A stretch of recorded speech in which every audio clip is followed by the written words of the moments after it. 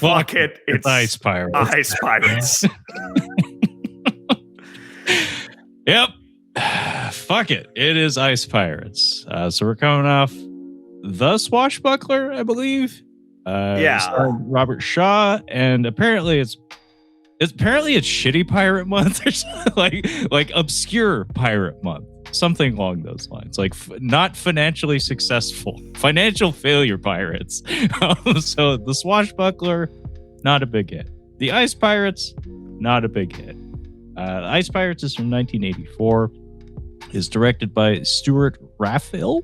I'm not sure exactly how you pronounce the fella's name, but kind of similar to The Swashbuckler in retrospect, especially. Very acclaimed cast of players. A lot of familiar faces, a lot of very talented people. Basically, none of whom are phoning it in. And additionally, this one again kind of similar to The Swashbuckler. This one has some pretty amazing talents behind the camera. Stewart Raffill, like I said, off the top of my head, he doesn't strike me as like a household name or anything. In fact, I'm glancing at his filmography right now, and actually makes me laugh a little bit. Levi, have you done any sort of research on this fella? Director of fine cinema, such as the recently unearthed and restored Tammy and the T-Rex. Yes, 1994's Tammy and the T-Rex, featuring Denise Richards and R.I.P. Paul Walker, mostly the voice of. But Levi is referring to I believe it's the R-rated cut of Tammy and the T-Rex, which was recently unearthed and has been put out on Blu-ray and I think 4K, honestly. That's a movie that I actually haven't seen front to back. I know it quite well from reputation. I've seen plenty of clips. It was featured on Red Letter Media. But I always remember it being on the shelf, the VHS of it being on the shelf at the grocery store in the video rental section. I mean, it was the 90s. It was the dinosaur boom. Theodore Rex actually did get rented in my household. Tammy did not. Theodore Rex. Yeah, that's a movie that happened. Was it Oscar winner Whoopi Goldberg? Yeah, and Tammy and the T-Rex. Yeah, Whoopi Goldberg and a dinosaur in a cop movie. Yeah, and a cop movie, and the dinosaur he likes cookies. He goes cookie, and they only really have a couple of dinosaur costumes, but they put lipstick on the dinosaur, and they say that's a lady dinosaur. It is a film. It is absolute cinema. Theodore Rex is. But in addition to that, Stewart Raffill also has done a Philadelphia Experiment, coincidentally, the same year. And also, worthy of additional laughs, director of Mac and Me. Yeah, this guy's got some notches on that belt. Those are some bona fides right there. He is a part of pop culture history. He directed Mac and Me and Tammy and the T-Rex.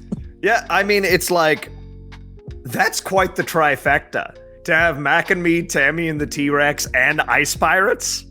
Yes, these are all, I think maybe literally all of them have been featured on Red Letter Media. They have, all of them. And I don't know about this one, but the other ones I'm pretty sure have received HD releases in some capacity in recent years. I'm not positive. I don't think this one has, but Mac and Me, I think Vinegar Syndrome may have grabbed it. I'm pretty sure Ice Pirates got a re-release.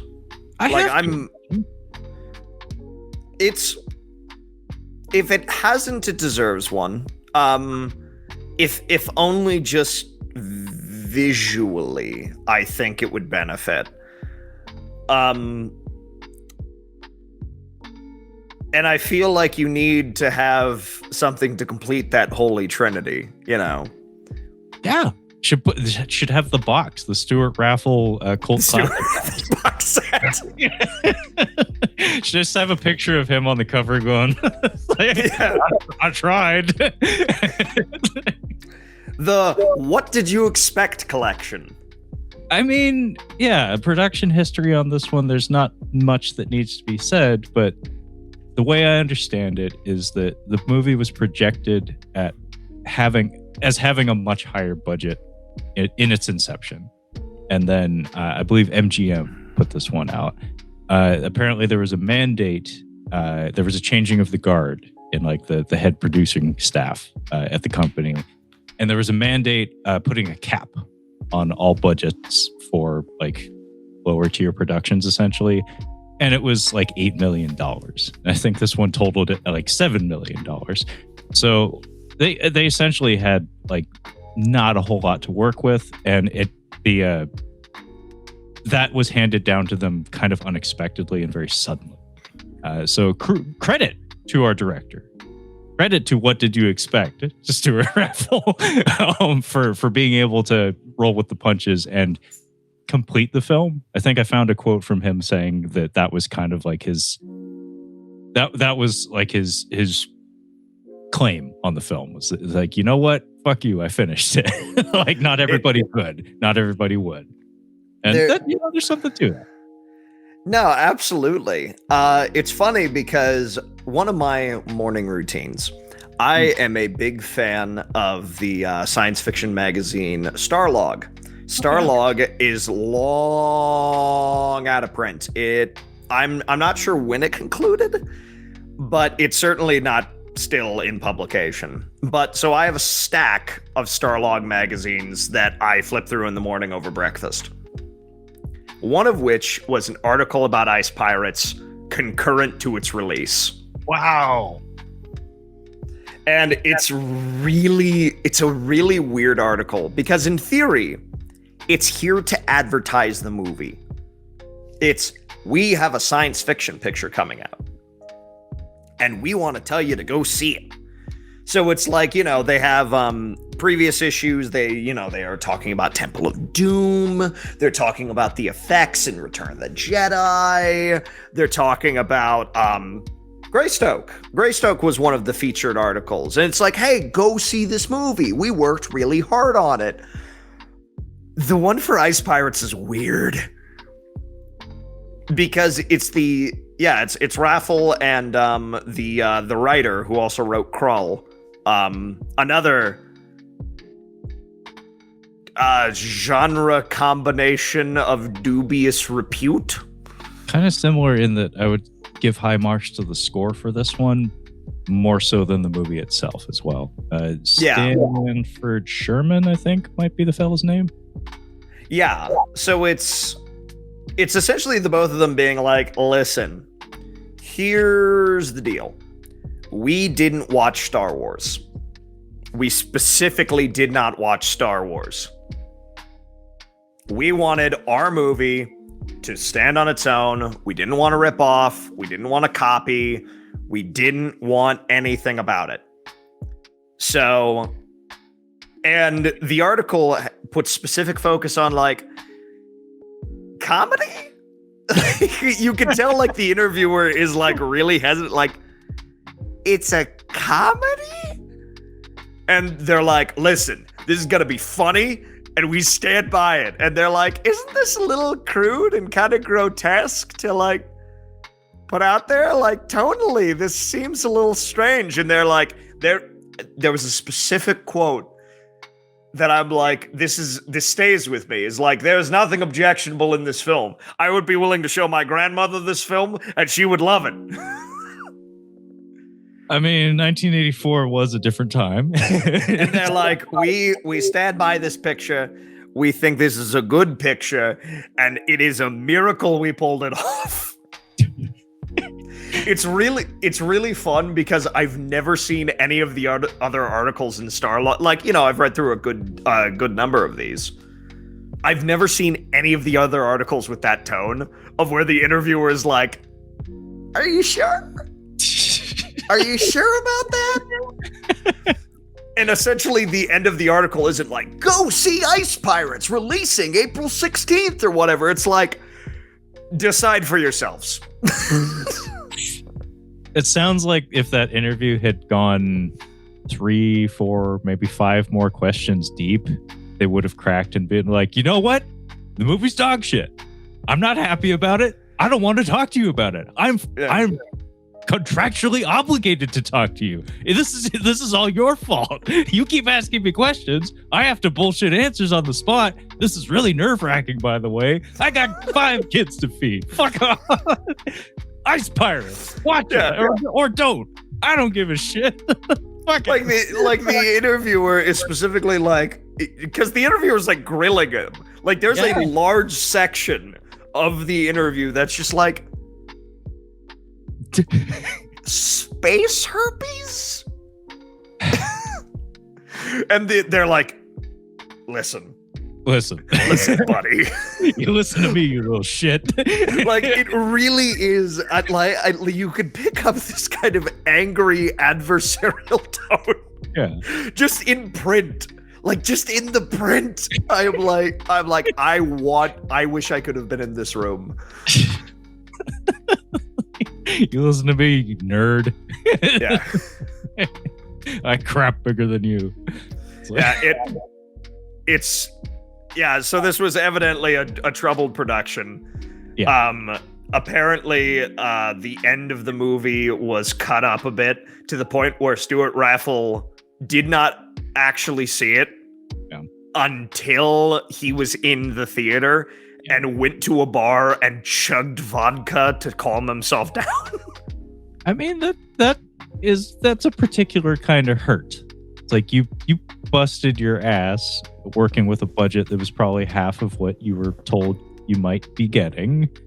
And you get to the end of the thing, you get to the finish line, and you find that joyful ending that you had in mind, that you did film with all the people that you formed relationships over the, course of production, is just not there. It's just entirely excised from the thing. Like, that's kind of fucked. That's like somebody that's like a publisher ripping, a chapter out of your book. I guess like the finale chapter out of your book before they put it out. It's like the studio is Peter Falk in Princess Bride, and then they got close to each other and nah, you don't want to hear this part. Yeah, you don't want to hear that. Fred you don't want to hear about this. You're not there yet. I don't know that you'll ever get there. You still kind of look like a child, even though you're like 60 by now. And I've been dead, but I'm Peter Falk from the future. Yeah. Listen, kid. I mean, I'm not sure if you want this. Yeah. It's like, okay, we can read it if you want. Just one more thing. It's like, so there was all sorts of touching and rubbing and it's listen, my wife really likes this sort of stuff. Me, I can take it or leave it. But anyway. Yeah, so it's I see this movie. There is a tightrope. There is a cinematic tightrope between tongue-in-cheek and sincerity. Mm-hmm. And you can have a little bit of fun, little tongue-in-cheek, as long as you are mostly sincere. Mm-hmm. And I feel like the prime examples, these two movies came to mind. Of course, last week's Swashbuckler is the primary one of like, okay, this is mostly a sincere picture with a little bit of 70s goofiness. Yeah. And then the other one is Dino De Laurentiis' Flash Gordon. Oh, okay. Which is a movie that, again, has some tongue-in-cheek elements, has some goofiness, but when it counts, you're like, hell yeah. Yeah. Brian Blessed going, yeah, dive. Yeah. Well, and it's like, I tell people that I'm like, as goofy as that movie is, when you see Flash and Prince Baron, like, after a whole movie of being at each other's throats, you're like, yes, yes. And it's like, and the cast is firing on all cylinders, and the effects are a little goofy, but we're still having a lot of fun. Like, the movie is fun and energetic, and it's alive. And it's, for the most part, it feels sincere, even when it's poking fun at it itself. Ice Pirates does not have that type of balance. Its ebb and flows come off so uneven and so bizarre that it falls right down to the ring below. It just does not hit it. And I'm not sure if that's budget restrictions. I'm not sure if that's studio interference. Maybe they just had an offbeat sense of humor and it didn't quite work. I mean, based on the fact that we got Mac and Me and Tammy and the T-Rex in this guy's filmography, I think that this dude may just have a sense of humor that's a little kind of off the rails. It's a very strange picture that at times comes dangerously close to having that sort of fun adventure romp tone, but never quite gets it.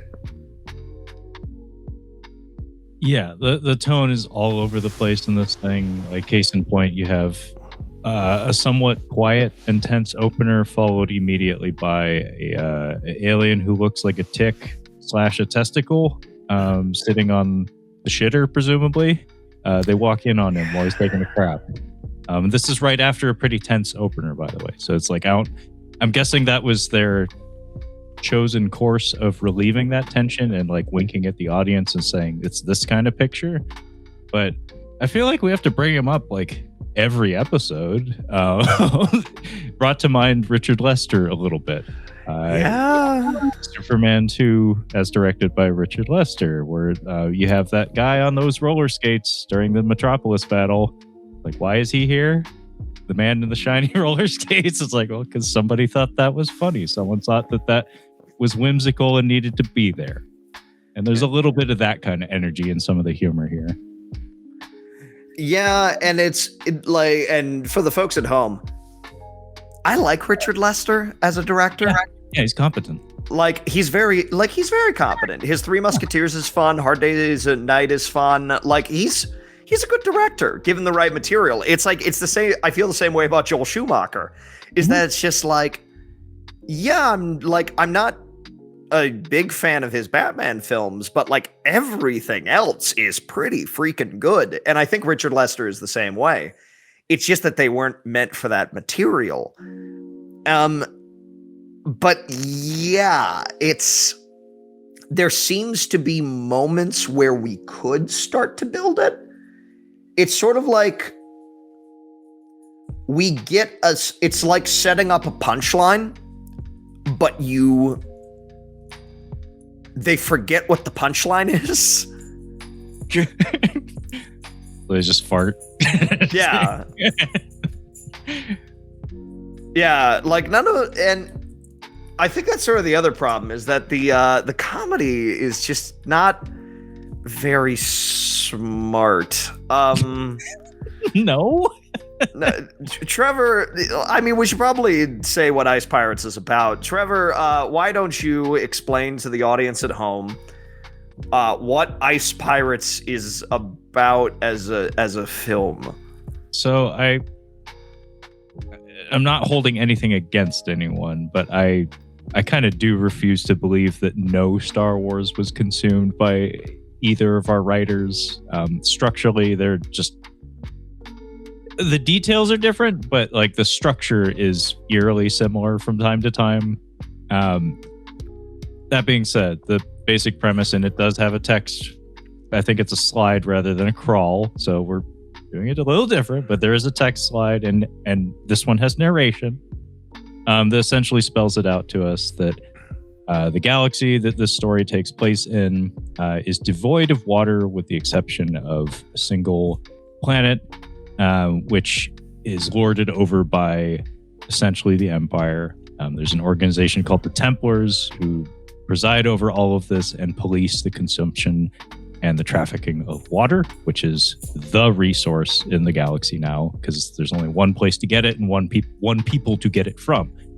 So the titular ice pirates are our main characters, and essentially they make it their business to hijack ice, aka water shipments, a solid form of water shipments, being ferried across the galaxy. And running in the background is this whole legend that there is, in fact, hopefully, spoilers, there is another place in the galaxy where you can find water.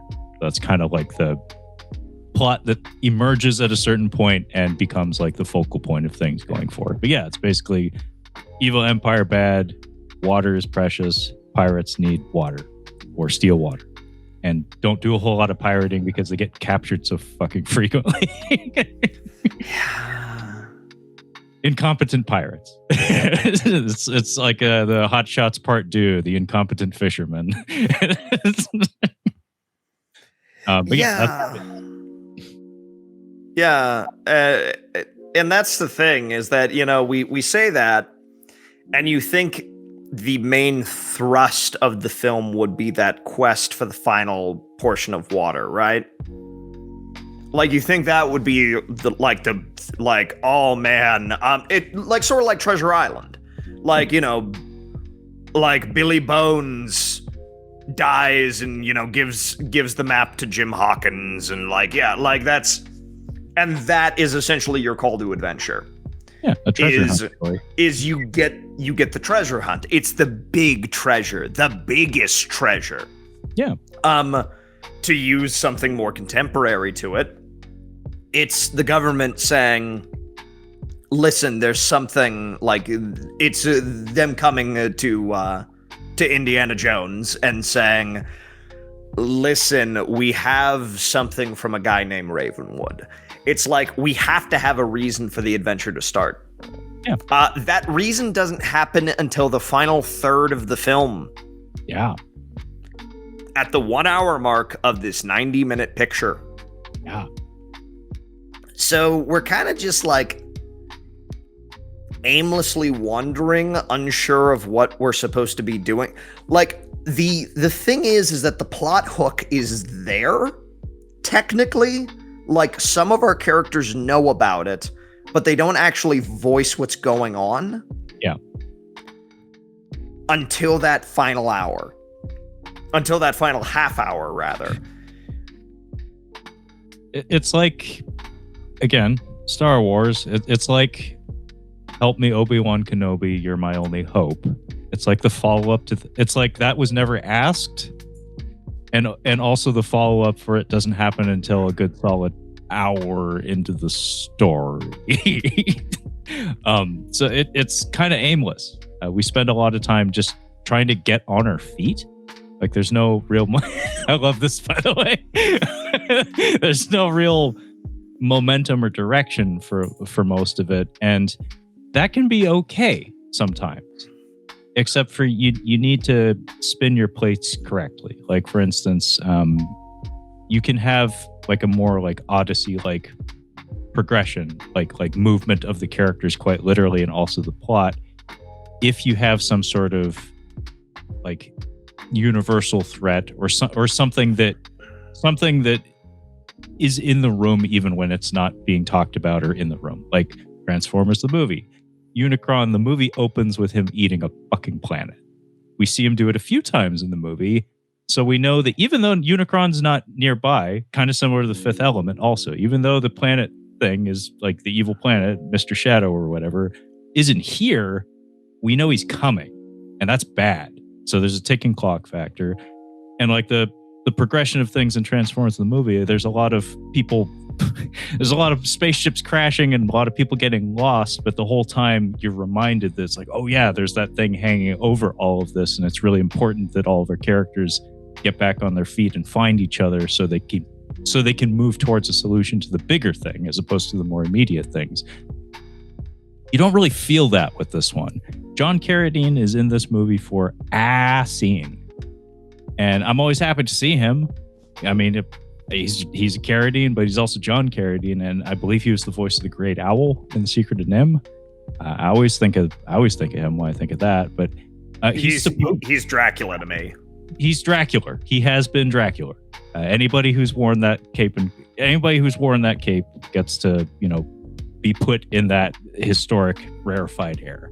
Frank Langella, he's been Dracula. He's good. He's good forever. And John Carradine, he's been Dracula. He's good forever. Well, and it's the extra pedigree of not only has he been Dracula, he's a universal Dracula, like Golden Age universal Dracula. So it's like that. There's some pedigree there. Yeah. There is a difference between universal Dracula and just public domain Dracula or whatever. Yeah, exactly. like Gary Oldman's Dracula. Who cares? Yeah, who gives a shit? It's like Bram Stoker's Dracula. Get out of here. But yeah, John Carradine, cool. He's framed as the big bad who is supposed to be. He's supposed to be plotting. He's supposed to be scheming against our heroes in some fashion. He has one scene in the whole movie. He's really weak, and his motivations are nebulous.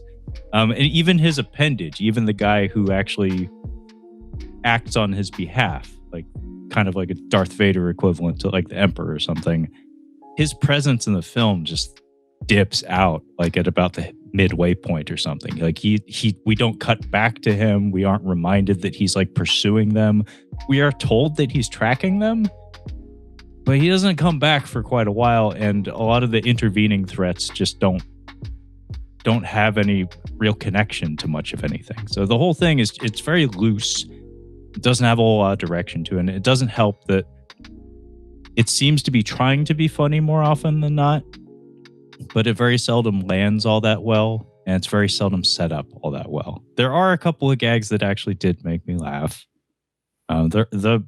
There's like one line about the herpy that did actually make me laugh, although it maybe could have used a little supplement, or it gets away during the dinner or whatever. And our leading man, by the way, is Robert Urich, a prolific television actor. I think Spencer for Hire, like one of his more famous roles, I think that came right after this. Maybe was contracted with the same studio. So that's kind of how he found his way here. He's pretty good in this sort of role. Basically, there's a thing in this movie called it's a space herpy, which seems to be a nod towards Ridley Scott's Alien in small way of sorts. But it's basically a little critter that lives on their ship for a decent chunk of the movie. It's there for a couple of gags. And then it escapes, and then everybody finds out about it. Everybody's upset, herpes or whatever. And then he just shrugs and he's like, it's really not that bad. And it's like, that's kind of all right. It's like you could follow that up by being like, like 90% of people have it anyway. It's all right in some form or another. And also the pimp robot did make me laugh. That was, I think, the funniest thing in the whole movie. With the freaking voice. The voice killed me. Like that scene got me. Like I was like, okay, pimp robot is really funny. Best titties on planet. Yo, blood. Yo, blood. I would like to give the audience this image of this doofy 1950s robot with these like circular like LED screen eyes and like a big grinning mouth and like antennas and a big screen in the center of his chest with a woman stripping on it. It's just like, yo, blood. you want some titties? Well, he just rolls up on them after an action scene. You're just like, what is this? And then what actually makes it really funny is like, one, the voice, and two, they start to like be intrigued. Like they actually listen to his business proposition. Like they look at each other. It's John Matuzak and what was his face? Michael D. Roberts, I think, is the other actor's name. Yeah. They look to each other and they're like, no, man, we're trying to escape from the bad guys right now. Like now is not the time, pimp robot. Thank you though. I do like titties, just not right now. And he keeps going, and then he mentions like free transportation, and they look at each other and like, oh, free free transportation. It was like, I mean, we are trying to get out of here. I mean, that's best titties on planet. That's best titties on planet. He's got a point, and they actually go with him. I was like, that scene came out of completely nowhere, but that's what I'm going to remember probably is Pimp Robot. Pimp Robot. I'm trying to remember the actor's name, but he was the stage. He was the voice of Audrey 2 on stage in Little Shop of Horrors. Wow, I didn't know that. Yeah. Okay. So imagine that voice coming from a giant puppet plant monster. I would see that. I would love that. That'd be great. I want Audrey 2 to tell me about the best titties. I mean, Audrey 2 definitely would. That seems like something that plant would say to you. Who you calling inanimate punk? I really love that movie. I've never seen the stage show. I missed an opportunity to see it, but I've always loved that movie, the Frank Oz directed one. Yeah, I saw a production of it. I saw a production of it in a one of those where the stage is like a long, thin catwalk, and there's audience on either side. So it was really neat. Yeah, great freaking show. But yeah, like there's really not a lot of jokes that land. And to give people a little bit of perspective here, there will be a joke, then something grotesque, then a scatological like sight gag, then an attempt at a pun, then an action scene. And that will happen in about a 2 to 3 minute span, over and over and over and over and over and over and over again. Like, there's also like, so this is a PG film. This is a PG film that like feels a little like, guys, I know the 80s was a different time. We had harder expectations for parents. Parental guidance is needed. Mm-hmm. You need parental guidance to see this. Like the original Planet of the Apes is G, Yeah.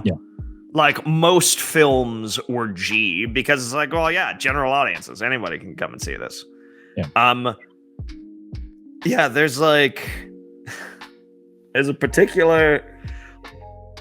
bar scene where Angelica Houston straight up decapitates a man. One of the I can't like if I was just privately talking to one of you, I would just say it outright, but I don't think we can say that on air. They're like the captain and the just walked in, and characters turn and give him a look, and he's like, "Excuse me, the black gentleman." Yeah, that came out of nowhere, and it's played off as a joke. It is, and I'm like, what? It's like it would almost be less bizarre if I wasn't expected, if it wasn't a joke. Yeah, because it's played off as like a, sir, that is very uncouth of you to say, and he corrects himself because he's getting like the say what, like look. Well, he is relaying this information to a black man, by the way. Yeah. His boss is a black guy. So it's like like if you're hiring employees and stuff, that would be something you might want to vet a little bit. Yeah, like work out of their system, like just like get that sorted out pretty early. Yeah, like it would still, I feel like it's one of those things I would still be like, whoa, okay, like that's the kind of movie this is. But the fact that it's played as a gag is so bizarre. It comes completely out of nowhere. And also remember, this is a space fantasy movie. Yeah. Yeah, it muddles things. It just raises more questions. What's funny about this is like the early 80s, the first half of the 80s is a strange time in aesthetics and culture because it bears a stronger resemblance to the late 70s in a lot of ways.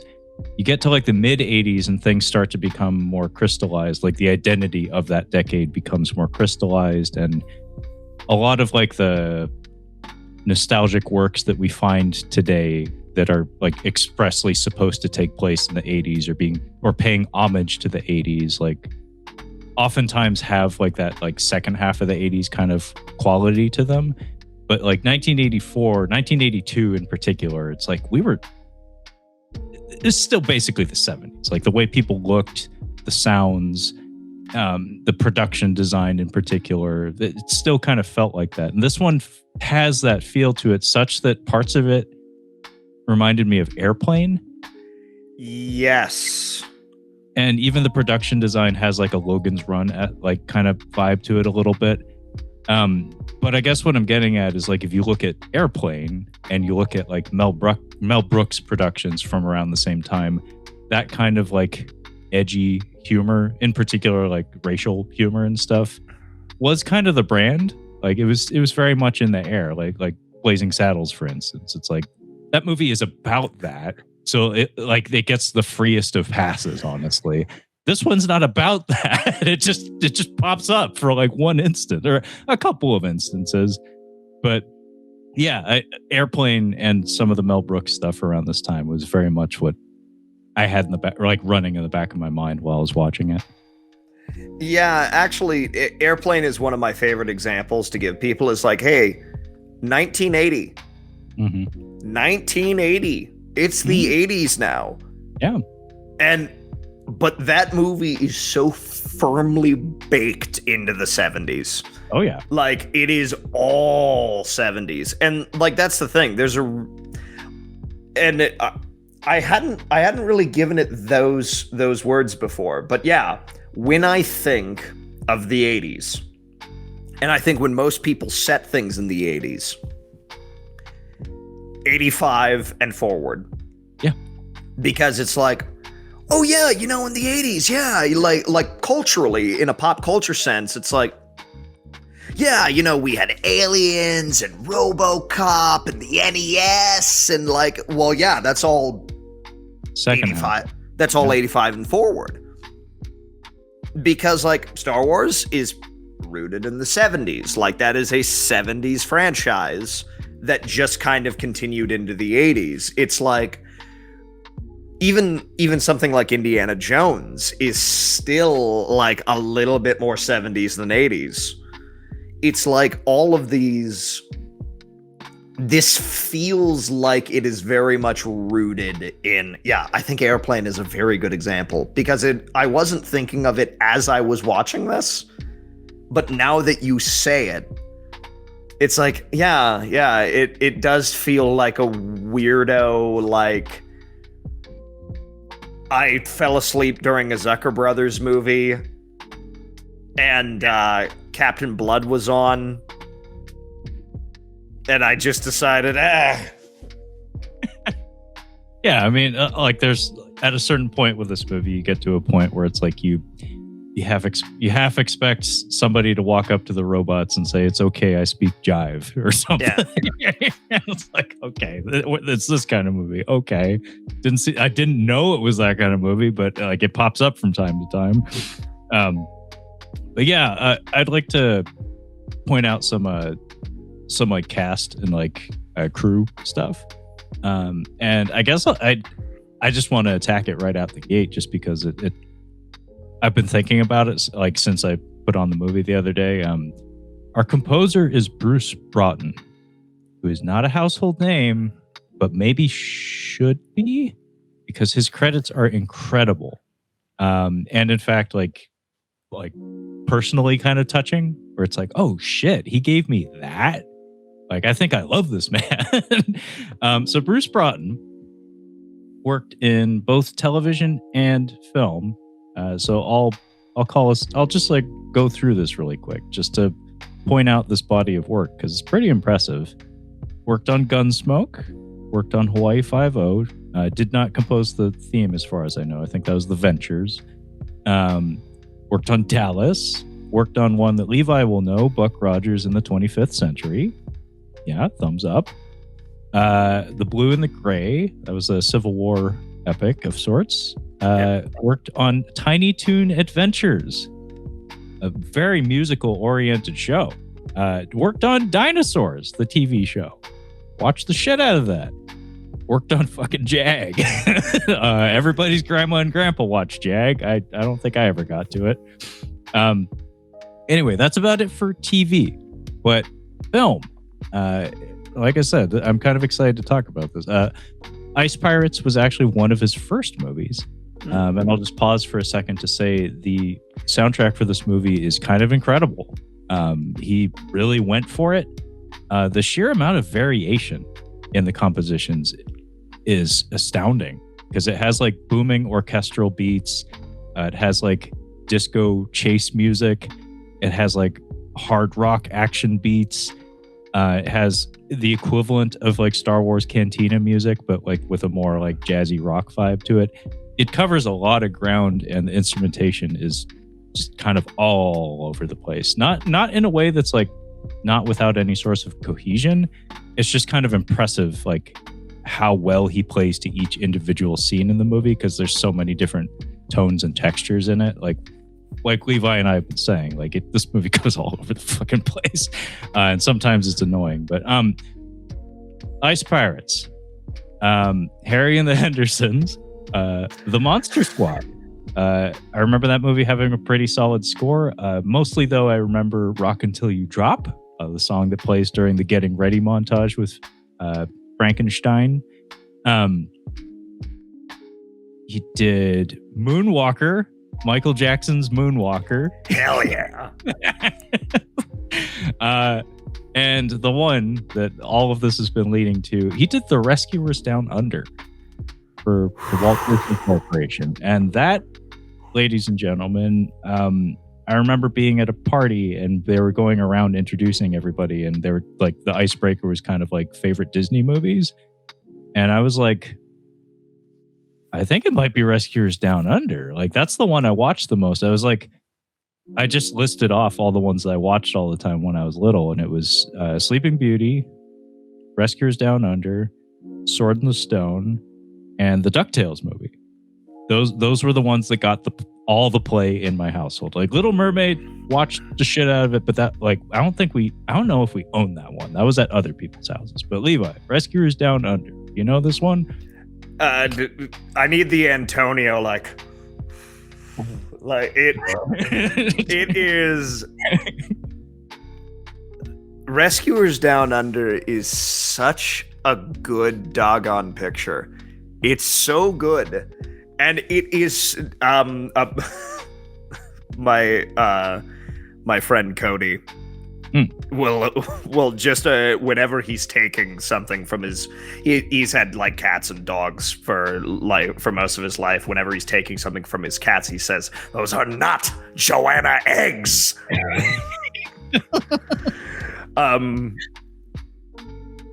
That first Rescuers movie is kind of a snoozer. Yeah. And so it's really shocking that sequel is just incredible. Beautiful, like jaw-dropping animation. They put so much behind that. It's gorgeous to look at. The soundtrack's awesome. George C. Scott as the villain. It's a great adventure picture. It's a ton of freaking fun. And it's really strange as a Disney sequel. Because again, it's like, how? Yeah. Why all of the R&D? I'm so glad you did, but why? Yeah, I don't know how we got here. Yeah, it is an incredible picture. It's actually one I've been thinking about as of late, because the girlfriend sat me down with Lion King 2, which I had not seen since I was, I don't know, like 6, 7. So I had no memory of it. And I was really impressed by the animation. I was like, wow, they had the A-team on this. And like pretty much all the cast came back too. Oh shit. I'm like, there was like real money for this direct-to-video picture. Like they got Matthew Broderick back and Nathan Lane. Like the whole cast is back. Like, they got James Earl Jones in the booth to do some extra lines and everything. It's like pretty much the only person they didn't get was Jeremy Irons, and they just had Jim Cummings come in and do his voice because he was the singing voice already. Yeah. So it's like, this has got some chops. This has got some real teeth to it. Yeah. And I was like, we got to watch Rescuers Down Under. Yeah. That's what we got to watch next, because that might be the best Disney sequel. I mean, it has the benefit of having, theatrical production costs and actually distribution. I think I was burned by Return of Jafar because it doesn't look good. No. Like, as far as I know, didn't that start out life as a pilot for the TV show? Yeah. See, I did watch the show. It was on at the correct time slot. I think it was before I went to school or something. So I just put that on. Just Samurai Pizza Cats was this is going to be a good day if I can catch that one. Secret Squirrel also. It's going to be a good day if I got Secret Squirrel before school. But I think Aladdin also I got some of that. But yeah, Return of Jafar I think was maybe the only direct-to-video Disney sequel that I actually watched. And I was just like, this ain't it. This is the B team, as opposed to what you said about Lion King 2, where it's this is the A team. It's we're starting to phase out the animation department, but they're working on this stuff. So they're doing good stuff. It's just not, you're digging in the wrong place, you see. But yeah, Rescuers Down Under is one of my very favorite Disney movies. And to discover that this guy, the Ice Pirates guy, did the score for it, I was like, holy shit, I owe this guy a favor, man. And I put on the score after I learned that, just for nostalgia, and I had an emotional reaction to it. That there's the opening track with the rushing field that really gets your blood pumping, but the main core melody of the whole thing, where they when he's flying with, was it Barahute, the giant golden eagle, that piece is just to say it soars is the correct phrasing. I'd say it's absolutely beautiful. Makes you feel things. Also did Homeward Bound, another movie that got a lot of play at a lot of my friends' houses. Levi, I told you, I was excited to talk about this guy, way more excited to talk about this guy than this movie. Tombstone. Really? Tombstone, Levi. Tombstone really does have everyone. It truly is the maker of Strange Bedfellows. Yeah. Everybody's here. It's like they say about Super Smash Brothers or whatever. Everyone's here. It's I'm sure have you seen Daredevil news? Have you seen that people are saying that the Watcher has a cameo in Daredevil Born Again? What? Yeah. So it's in Tombstone, it's if you look in the background, the Watcher's watching this movie because this is the collision. This is the apex of everything. Yeah, Charlton Heston is actually the Watcher in Tombstone. That's a. It's why is Charlton Heston's forehead growing? Yeah. Or Robert Mitchum. I mean, he's the narrator. Robert Mitchum is the Watcher. Everyone's here. Yeah. Good Lord. Krippendorf's Tribe, the 90s Miracle on 34th Street, excuse me. Lost in Space, the 1998 adaptation. I recall it having a decent score. My wires get crossed because I remember the score being decent. I couldn't tell you a single melody from it, but the reason my wires get crossed is because Jerry Goldsmith, I think, did the trailer music for it. And that is awesome. The trailer for Lost in Space has magnificent music, but that is not the score for the film. Spiders. Spiders. An unstoppable legion of spiders. Folks at home, if you don't get the reference, that is actually part of the movie. That is Gary Oldman's contribution to the latter portions of the film. But Doug Walker, the nostalgia critic, he decided to put a dress in blueface, and that's his impression, Gary Oldman, as biomechanical blue Spider-Man. He's played little people. He's played Dracula. He's played biomechanical blue Spider-Man. Gary Oldman has done it all. Yeah. Shit. And his last couple of credits here are Mickey, Donald, and Goofy, the Three Musketeers, Bambi 2, and his last movie is something called Shot with Noah Wyle. But yeah, he seems to have had a good working relationship with Disney. Yeah. If I'm recalling correctly, the Three Musketeers is mostly classical music, though.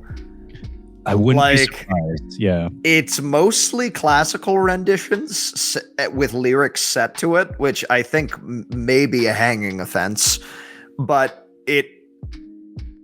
because it's a lot of it's like a lot of orchestral compositions, like Bach and Mozart and Beethoven. Yeah, that they just put lyrics to. Yeah, in addition to 7 classical pieces reinterpreted with new comedic lyrics. So yeah, there's limited amounts of composition in the film. So that was the end for Mr. Broughton, as far as I know. Yeah. But yeah, that is the man. I'll also point out, I guess, our cast. We kind of mentioned Robert Urich. I don't have much to say because he was a TV guy before my time, so I know him. I know him by reputation, but I haven't really ingested a lot of his body of work. Angelica Houston was in last week's review, the Swashbuckler. She actually gets to say things in this one. She does. She decapitates a man. Yeah, she decapitates a fella. And Ron Perlman is here. Yeah, he has some funny gags involving his hand. This is, an early role for him. He's not buried under pounds of makeup, which was kind of a big deal, I guess, for him.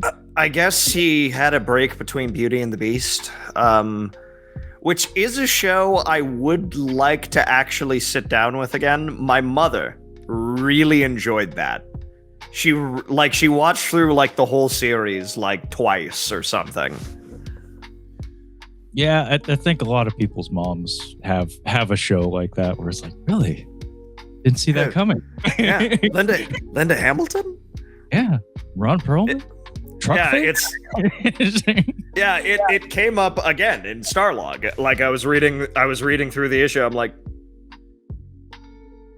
actually, that looks kind of neat. I kind of ignored it as a kid, but I'm like, holy crap, that's Linda Hamilton. Yeah, no, it's kind of same for me. I totally would check that out just to see it, especially because, we didn't know who those people were back then. But in retrospect now, they've had very long storied careers. And it's like, what? I kind of want to see what that Beauty and the Beast show is about. Like, how did they stretch that out for how many seasons or whatever? Like, what even was this? Because I know the premise, but beyond that, I don't know what they did with it. But, yeah, it makes me curious because it's like, so it's an urban fantasy, an urban dark gothic fantasy that's a television show? I'm just curious. I'm just curious how they handled that. Yeah, I would actually legitimately be kind of curious to know what they did with that. Same with Manimal. I wouldn't mind checking out Manimal. I mean, just for the name.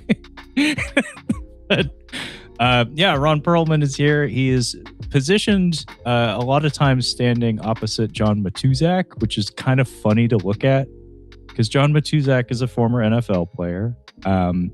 Actually had a decent acting career as far as I know. I know he got to headline at least one action movie that is scored by the same fellow who launched Steven Seagal.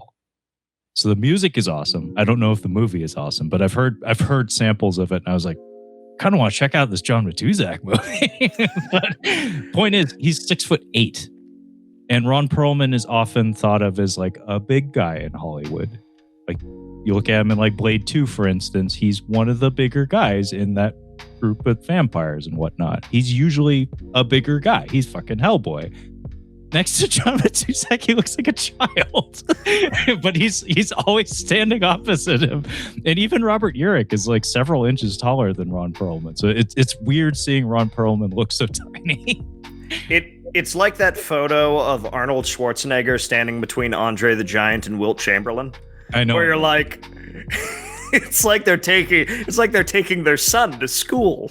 Yeah, the photo Levi is describing is he's literally being held aloft. Like they have their arms under his armpits, and he's being held like a solid 1.5 feet off the ground. It does look like two dads taking their son to the park or something. It's like, never mind that's like Mr. Universe. Like, there is a wonderful story about their pairing of Arnold always wants to pay the check. That's just his shtick. He always wants to pay the check, and he was out to dinner with Andre and Wilt. Oh, and he tried to very stealthily try and get the check paid. And apparently Andre picked him up by the neck and drug him outside and pinned him against the car and took out his wallet. He's like, Wilt, go pay the bill. And you're like, dude, you're big enough to manhandle Mr. Universe. Yeah. Hell yeah. Yeah, Mr. Olympia, excuse me. Yeah, Andre the Giant stories are some of the best stories ever told, honestly. Him drinking in particular, his drinking in particular is legendary. Him farting, legendary. Sure, some faces were melted, some paint came off the walls every time that happened. But yeah, I didn't know that particular anecdote though. That's great. Yeah, as far as people, as far as actors and stuff, Bruce Vilanch shows up at a certain point. I don't actually know what Bruce Vilanch is like known for. Like, is he just like a pop culture figure? He's known for being Bruce Vilanch or something. Hollywood Squares at a certain point became his thing. Yeah, like I feel like there are just certain people that were known for being known. And you're like, yeah, I'm not so sure about that one. Yeah, like they end up on Hollywood Squares forever. Yeah. You just become Paul Lind and you're just center square for the rest of your life. This is what I do. This is what I am. Yeah, but yeah, Bruce Vilanch is here for a couple of scenes. It kind of comes out of nowhere. It has that like Odyssey kind of vibe where it's like we're intentionally trying to like take you to exotic locales and keep you guessing as to what's around the next corner. But it's like that's very clearly just a theater that you did very little set dressings on and like hired a bunch of like lady bodybuilders for an afternoon or whatever. And Bruce Vilanch probably owed someone a favor or something. So it doesn't have the wow factor, nor does it have like the creativity, I guess, where it's like it's well-trodden tropes. This is not the quintessence in Transformers the movie. It's not. We're not quite there. And also, Robo Dad was like kind of the princess is in another castle, but do I care? I don't think I do. Like not this late in the game. Well, and that's the thing is that the idea of, and this is actually a very good path to Swashbuckler. Swashbuckler, it is put up front and center. I'm looking for my father. My father is in prison, and this is something we harp on. It's like, I want to go get my father, and you dirty pirates are keeping me from doing so. Like, that is a focus, and it is a focal point that we are reminded of. This is what is at stake for this character. And this movie just has a very poor ability for setting stakes. Because what would make it work a little bit better, and what could provide some friction maybe, is like, because you bring up the Odyssey. Yeah. The core idea of the Odyssey is we have to get home. Mm-hmm. We gotta go home. And the reason we're alive is because we gotta go home. That is the only reason we are pressing forward. Where this movie doesn't have that for the pirates. So the pirates don't really have a definitive goal. They aren't after something. There isn't a situation where they're like, well, gee, if we don't get back to so-and-so, our ice is going to melt everywhere and we're going to lose it. Like, we have to replenish it. Or in addition to the ice, we're after, this piece for the coolers. And if we don't get that, we're going to lose everything. Like, so there's no goal for them. And the princess's goal of finding her father is so, like, seldom referred to. Where this is an easy way to get friction. We need to go this way because my father's this way. But we need to go this way because our lair is this way and I need to get back home. Yeah. Easy day. The push and pull. There's none of that. So when we go from scene to scene to scene to scene, it just feels like things are kind of happening to our characters until that final third when it's revealed about the seventh planet. So it's like it really does just feel like a collection of scenes. Yeah. But even then, like, that being said, as much as we are being, like, fairly dismissive to the film, there are some things I really like. There are some high bars. I really like the club scene. Yeah, that was fun. There's a moment where they go into this club, the princess and our two leads, Robert Urich and his second in command. They go in, and this club, maybe if we had a little more money, it would be a little more densely packed. But they're doing all these strange dances, and there's kind of a cool artistic intro of like people coming in with masks and pulling it away, and them going like one after the other, almost like a Bubsy Berkeley type sequence of them pulling off the mask and going to the side, pulling off the mask, going to the side. And the atmosphere is kind of cool, and it kind of has this rock disco thing going on, and there's people who are like using some sort of electricity to kind of like go up and float through the air, and it's like it's neat. It's really neat. And it was kind of during that scene that I'm like, I want to hand Ice Pirates conceptually and this style and this movie and this script and say, please make it better. I want to hand this to someone like Edgar Wright or James Gunn, just to be like, listen, this has your kind of offbeat weirdness to it. It has a little bit of your scattered sense of humor. And this could look really freaking cool if the script was tighter.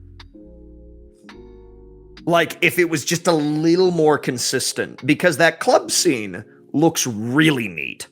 It looks cool. Like, visually, it's very fun. And throughout the movie, there are different ideas and different sets that I'm like, I actually like this. And the fact that they pulled it off on $8 million when they thought they were getting 20 is pretty doggone impressive. It really is just, there's no stakes to the film. There's no stakes, and the action is poorly put together, so there's no like tension. And because the script is so scattered in its themes and tones, it isn't ever quite exciting, and it isn't ever quite funny. Yeah, it doesn't really ever find its footing. And like you said, the production design in the club and that planet in particular, in contrast to the more industrial zones for the majority of the film, works pretty well. Like, those set dressings actually work pretty well. I like the contrast between them. Like you said, if you had a stronger script, more money, better vision, like if you just had more, I think that contrast could have been more of a centerpiece of the, like, conceptually what this is kind of about. Showing the bad guy planet, the water planet, so early is kind of an odd choice, but it does offer the opportunity to show like culture clash that they do not really take advantage of. But it actually brings to mind, funny example, Demolition Man. Sylvester Stallone and Wesley Snipes in the future where everything's pristine and they don't understand the culture that has that fish out of water vibe. You have a situation here where our Ice Pirates characters are robbed of that because they're having to hide in plain sight and are not supposed to be behaving as humans. They're essentially like eunuch slaves of sorts, or posing as such. So we don't really get to see them like rub up against this like weird aesthetic and weird culture, and then have them like see them there where they don't fit in and they don't understand everything, and everything seems loud and colorful and garish and stupid, honestly. And then see them like where they feel they belong, like among the other pirates on like the desert planet and stuff. Like, it would have been nice to see that contrast, kind of like when Sylvester Stallone in Demolition Man goes to the underworld and is eating like rat burgers and stuff and not bothered by it. He's like, yeah, this works for me. Like, I can get down with this. I can get down with rat burgers. Like, it would be nice to have to have that contrast, but we don't really get that. But I could see that playing out really well, where it's like really emphasized that it's like this is the most affluent culture in society, and they're fucking weird, and like none of it makes sense to anybody who's not a part of it or something. But yeah, there are parts of this that are admirable and kind of neat. So it's not all garbage, but I'm running out of things to say. But one thing I think we have to unpack just a little bit. Like, I don't have a lot to say about it. I'm just curious, is the time warp sequence, Levi. That's probably the most memorable thing from the whole movie, and it's also like one of the like strangely high concept like things in the movie. Like, what was your takeaway from that? Conceptually, I really like it. Yeah, I really like it as an idea. So for the folks at home, the climax of the picture is they figure out, they are given instructions on, listen, there's a seventh planet, water is everywhere, but the only way to get it is to essentially pass through at these coordinates exactly. You cannot stray from these coordinates. If you do, you will be lost forever in time. And they're like, what does that mean? And it's set up a little earlier. You know, this is like, we actually wrote a script here. It is set up that it's like they see a guy and they're like, you look older. And he's like, time warp. 20 years and 20 minutes. And it's like, yeah, this took something from him. And so they explain that it's like, listen, we're headed straight towards a time warp. And there's something in order to get to this seventh planet, we had to hit these coordinates exactly, or else we can be lost forever in time. It'll just scatter us across the centuries. So they start to enter the wormhole, and as they're doing it, in what is a really neat setup, the villains catch up to them. And they enter the time warp at the same time, and they dock, and the ships are locked together. And they're boarded in the midst of it, and they're like, listen, if we're not careful, we're talking a month a second. A month a second is going by. Like, it's... So you can see people getting older and atrophying as they're fighting. And conceptually, that's really neat. Mm-hmm. And it's like, that's a really cool idea. And it's something that I would love to see done really nicely on film.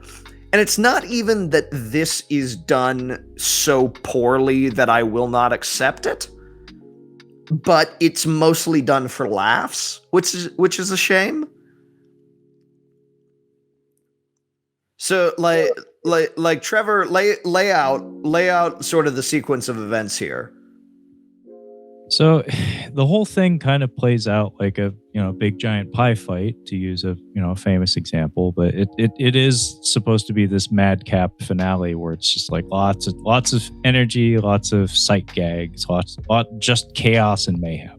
It's farcical, honestly. I mean, it is the action climax. It is the climax of the whole thing. But so the good guy ship, bad guy ship are docked. Actually, very appropriate given that it's a pirate story. It may as well be two galleons rolling up alongside each other and rolling into a maelstrom or something. It's a common trope in, pirate or naval combat and stuff. It's a good way to heighten the tension, where it's like we have human adversaries, but we also have the elements themselves bearing down on both of us. How are we going to survive this predicament? Anyway, they're docked, and a lot of the initial combat between the two parties is staged between robots. Robots are a huge part of the aesthetics and like the prop design of this movie. Seems like it's very common for any group of people or in any profession, really, to have some robot counterparts. And the running gag is that kind of all the robots suck. Like, they're powerful but inept, and they break down easily.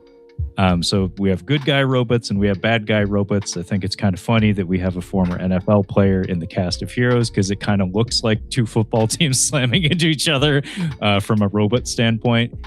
And as Levi said, we keep cutting back and forth between they're fighting in a hallway on the ship and the cockpit of the hero craft, where we're verbally reciting like the escalation of the time warp. Like it keeps escalating, it keeps going faster and faster.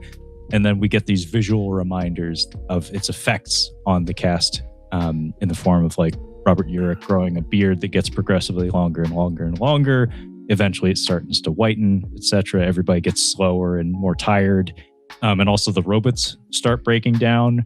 There's actually kind of a funny bit where they're sending the robots into battle, and Robert Urich's at the point where he's aged enough where he's just exasperated and tired. And I think one of the robots like pisses oil on the floor, or shits oil on the floor, and another one slips on it, and he's just too tired to like even give a shit anymore. He's just like, don't forget your weapon, whatever, you're already broken. Like, don't slip on the oil. You already slipped on the oil. And he just like leaves. He just leaves the battle, and he goes back. And by the way, the epic love theme from the Ice Pirates is actually quite epic. It's actually quite an amazing kind of like disco jazzy track. Look it up. Robert Urich and our leading lady, who's played by Mary Crosby, who I don't know who that is. Maybe is she related to Bing? I don't know. She is.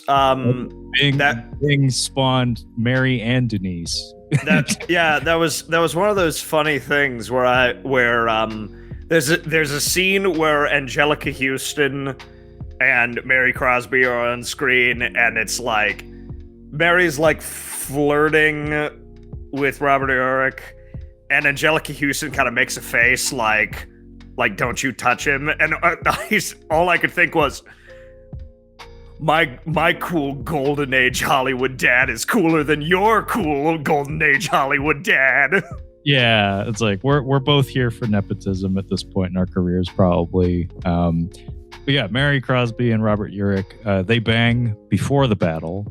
It's a sequence that it's maybe one of the most 70s sequences in the whole movie. But point Passions is, maelstrom. Yeah, it's actually kind of a fun scene. Like, it's actually kind of funny in that kind of airplane-y sort of way, where it's very melodramatic, but intentionally so. The comedy actually kind of works there. And there's a lot of innuendo in the dialogue and stuff. It's cute. But this is supposed to be set up for gags for the finale. Also, additionally, we took on some animals onto the craft that are initially just there for color.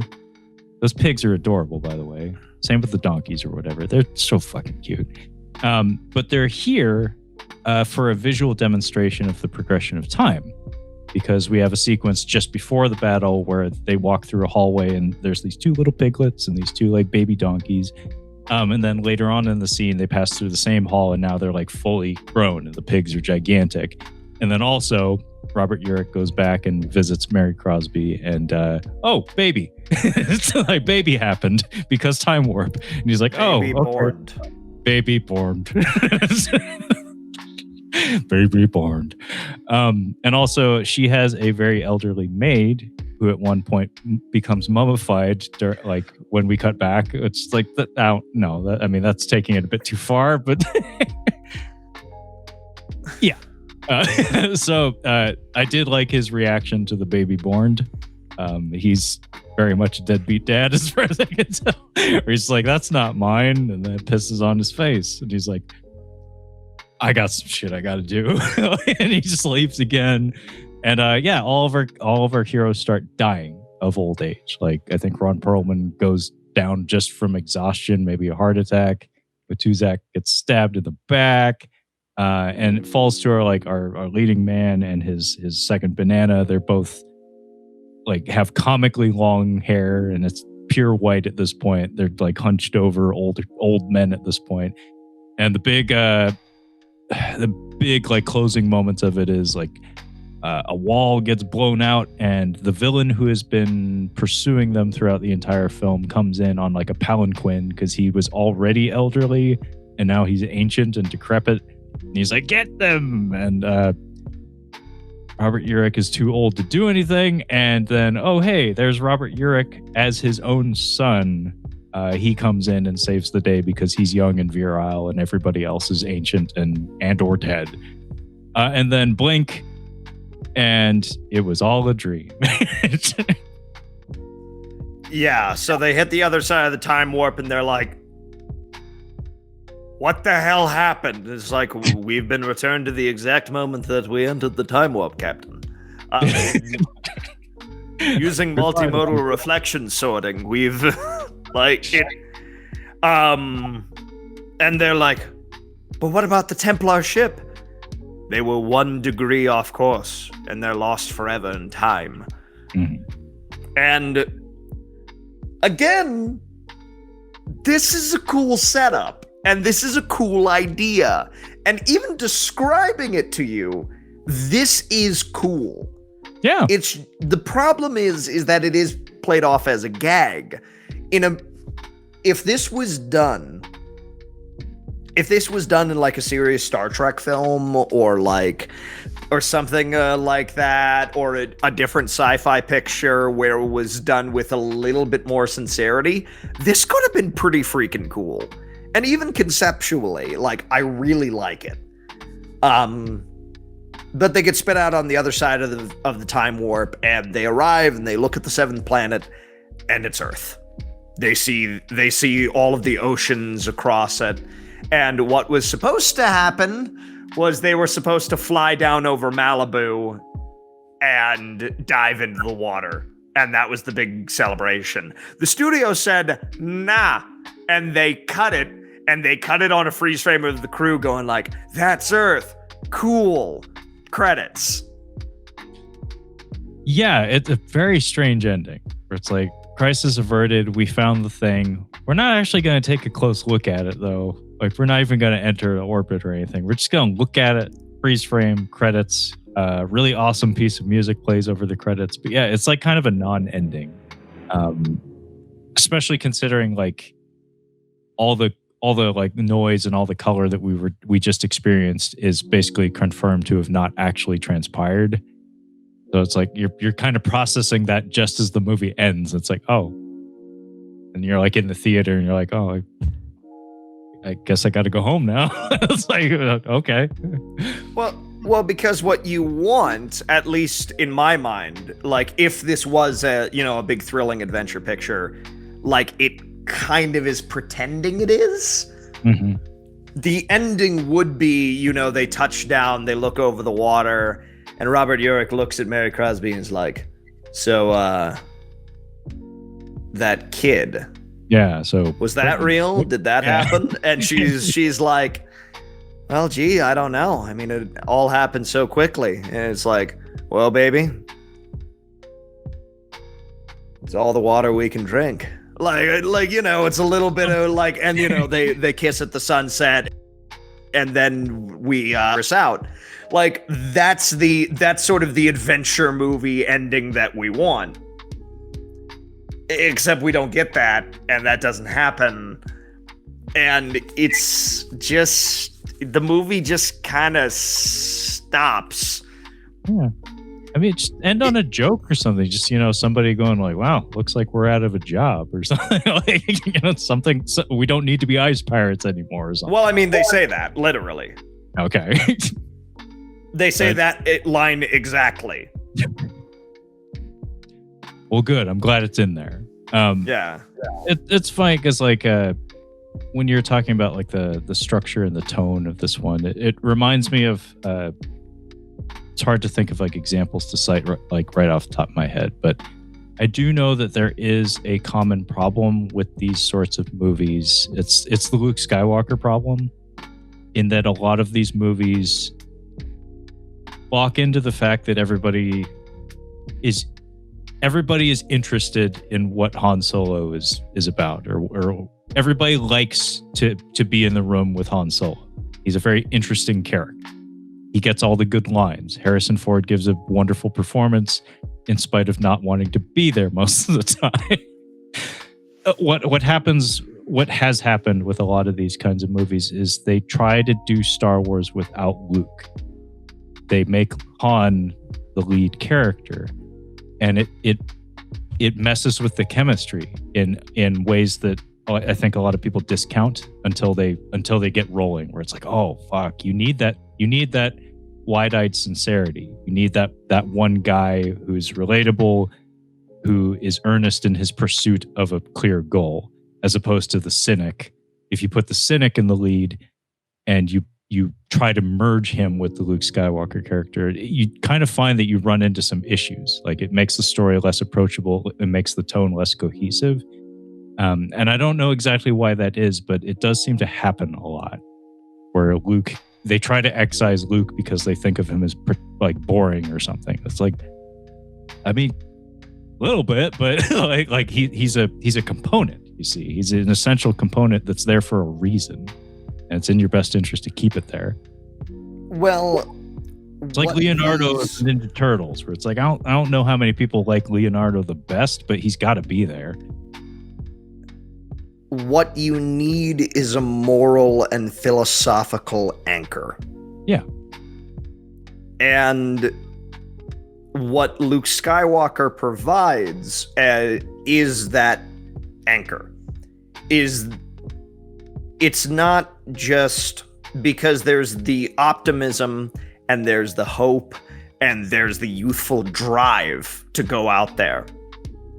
And where we have Han Solo as the contrast of like, listen, kid, I've seen the world and it's not worth anything. It's not worth anything, and we're all out for ourselves, and we're all different shades of shit, and who cares? And you have Ben, who has seen just as much of the world, but has enough wisdom because he's been around long enough to impart to that. But of course, he's too old to do the mission himself. It's like he's just not capable of it anymore. Mm-hmm. So it's like, and at that center, from those two halves, with that youthful optimism throughout those first three movies, we get the good, the bad, and ultimately the synthesis of those. We have unenchanted, enchanted, disenchanted, re-enchanted. Mm-hmm. And we kind of need that. We need that progression.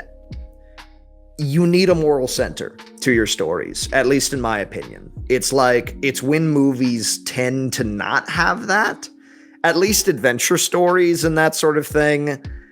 It's where we start to lose ourselves. It's where we start to lose things. And I think that, yeah, people tend to cut that type of character because they see it as the superfluous, whiny, like, why should we have to learn type elements?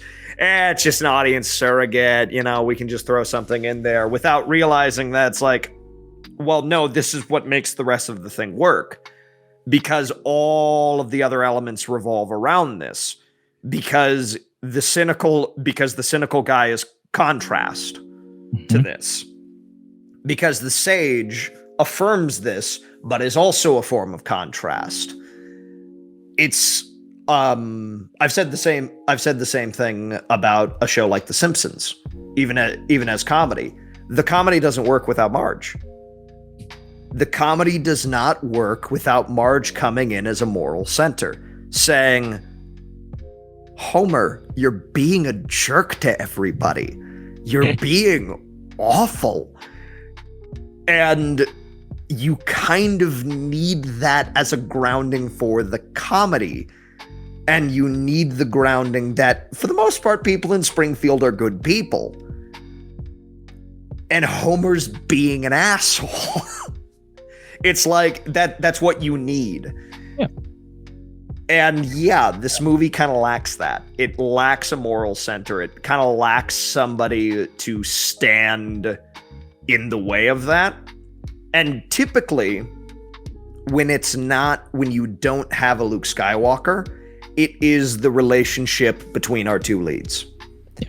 It is the virile action move forward of our lead, along with the loving care of the ingenue.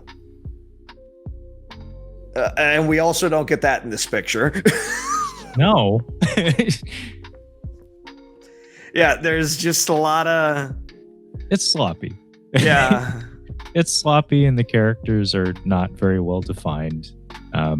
Its priorities are... It doesn't have many beyond trying to be energetic and colorful. But it's just the jiggling of the keys is just not quite up to snuff. It's a messy movie. Yeah, it's really, really funny because my brain wants to say that this came out the same year as Doc Savage Man of Bronze. No. My brain wants to say, well, we hadn't had pulpy, pulp entertainment hadn't come back, and we didn't have Indiana Jones or Star Wars yet. So, this homaging the serial format hadn't been done right yet, and we're still coming off the heels of other things. So, this stuff isn't taken seriously right now. And it's like, well, no, wait, this is 1984, and none of that's true, and we have examples. We have examples of how to do it. Yeah, Raiders has happened. Star Wars is wrapped at this point.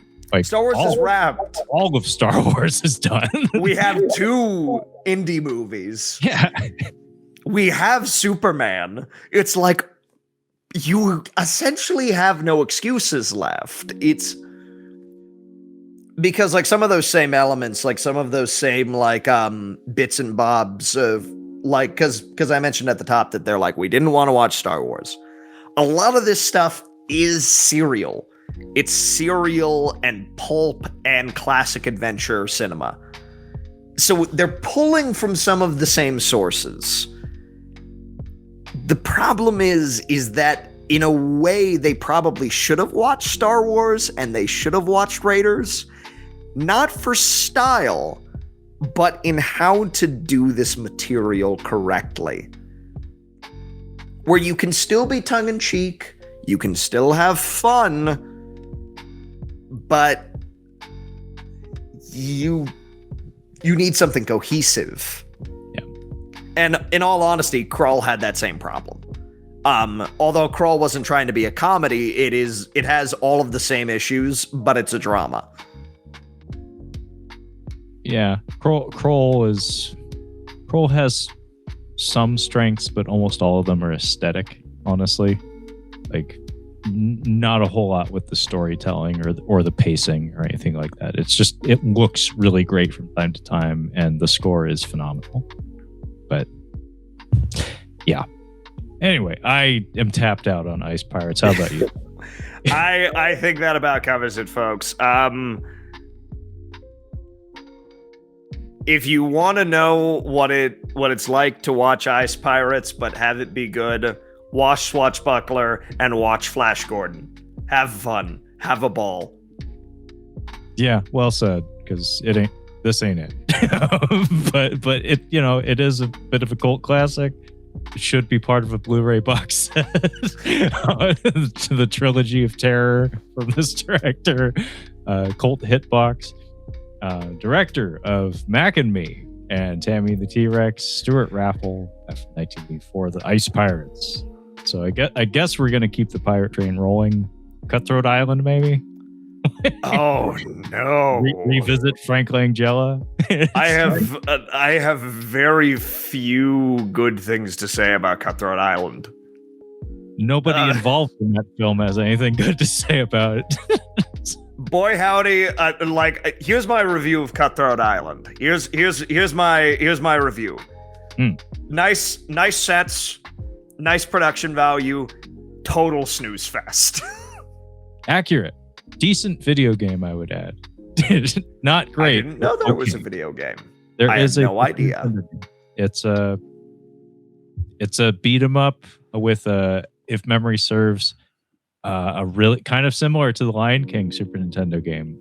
There's like a sequence on like a minecart or something that's just like obscenely difficult, kind of similar to the Hakuna Matata sequence in the Lion King video game. Levi's making the correct face because, folks, if you're not aware of this, it's the Lion King. It's a Disney production. It's a Disney game. It's vibrant. It's colorful. Hakuna Matata's playing in the background. You're a little kid. You just rented the game and you run into this fucking roadblock that is this impossible level. It's just like you get slapped down by the universe, reminded that, you know what? Sometimes it's too damn hard, and sometimes you ain't good enough, and sometimes this ain't it. It means no worries. No worries, it says. You will never beat this level. I'm sorry. Oh God. But maybe that's the intent. Like, beat the kid down enough that, you know, they just have to shake their head and be like, you know what? Kuz Fraba or Serenity Now or whatever. Yeah, it's like, yeah. I can almost guarantee you there were some very, very upset Friday nights coming home from the Blockbuster with that one. Oh yeah. There were some kids that were probably pissed. Well, it's the difficulty goes, or it's like it's here. Hakuna Matata, just fuck you. Because it's like the first couple levels are easy, they're fun, it's absolutely gorgeous to look at, and then you get there and you think you've reached the fun part. No, you ain't reached the fun part. Actually, I've been misspeaking the whole time. It's I can't wait to be king is the level.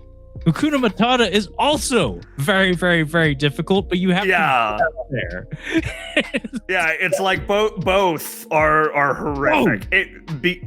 And that's the thing. I feel like by the very fact that I know what Hakuna, like what that music sounds like, means I beat that earlier one.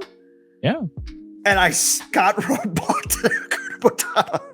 It's like trying to play Battletoads or something. It doesn't want you to like it. It doesn't want you to enjoy it. This is not Dark Souls or something where you get good or you can grind away at it. It's like, no. Like this is not meant for you. This is oppressive game design.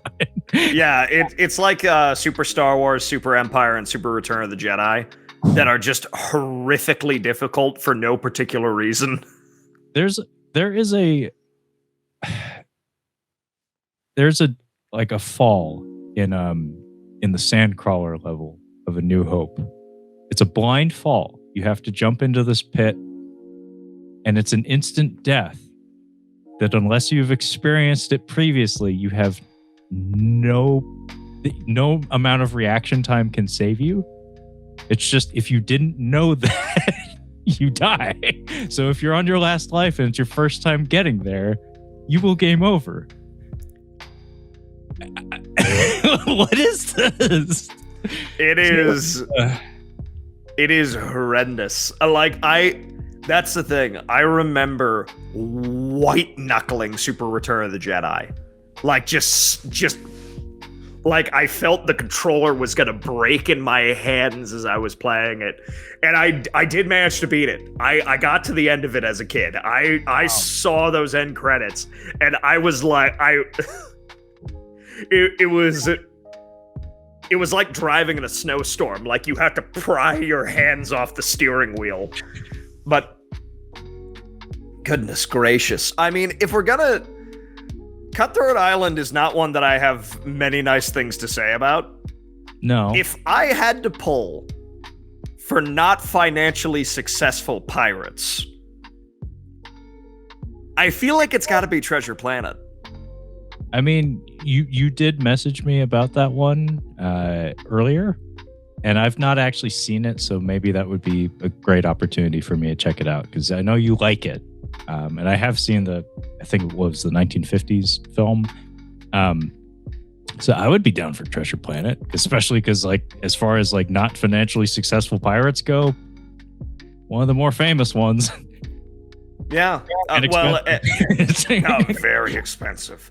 Well, and I sent Trevor a portion from the score. James Newton Howard did the score called "Jim Saves the Crew," which is phenomenal.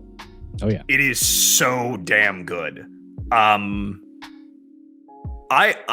pull for Treasure Planet because we have inadvertently tripped into not financially successful pirate month. Yeah, I mean, we gotta do Treasure Planet. So Treasure Planet, look forward to that. I'm excited. But before we go, hey Levi, how about you let our listeners and or viewers know where they can find you and your YouTube channel? Yeah, you can find me at Your Captain Speaking on YouTube. I talk about books mostly, what I deem men's action and men's adventure books, like less than 200 pages. Give them a read, have fun. There are characters like James Bond and Conan and Zorro. Give it a whirl. Enjoy yourself. This is essentially my encouragement for people to get back into reading, because it seems like the only thing people recommend these days are these gigantic books for people that you know nothing about. So why not ease back into reading if you've been out of it for a little while? Ease back into reading with something that you're kind of familiar with, but you've never read before, and it's only a couple hundred pages. Have fun. Enjoy yourself. That's what my channel is mostly about. Yeah, definitely check out Your Captain Speaking on YouTube. Levi does wonderful work. So much passion on display. Definitely check out the Zorro video. Would you say that's a good place to start, or is that you got to work your way up to that? I think the Zorro video is a good place to start. It's you'll have to put up with a little bit of showmanship, a little bit of showcraft. I really like that opening. I dig the hell out of that opening. So if you guys are, how many takes, Levi? I'm trying to think. I think that opening, like the actual walk-on, throwback, and pull, was, I mean, it probably took me about an hour to film the whole thing. Not too bad. It was a significant number, but it was mostly just trying to be like, how is the lighting going to work? Because I'm not a professional cinema crew. Well, and you were by yourself, so it's like you can't even review until you have already done it. Yeah, so it was just doing like, it was probably like a dozen takes just to try and get the lighting right and getting the movement and making sure I was hitting my marks. Oh, you nailed it. Worth it. Yeah. All right. Well, as for myself, the show is called Catching Up on Cinema. You're watching it and or listening to it. You can find us pretty much anywhere podcasts are found, and also YouTube. We do at least a monthly live stream on YouTube and Twitch, so check it out.